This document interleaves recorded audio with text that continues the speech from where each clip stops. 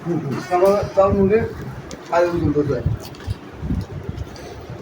নং বারবকুণ্ড ইউনিয়ন 3 নং ওয়ার্ড মান্দারেটোলা।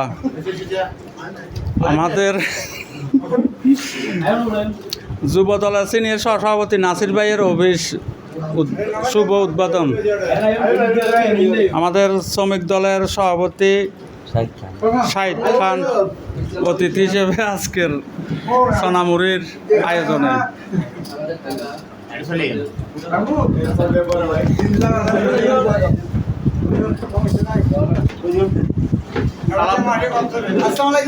সালাউদ্দিন ভাই সামাজিক ওই আগে যেরকম হাড়ি বিছে খাওয়াইতো, এখন এইভাবে তেল ফালুর করে খাইতেছে।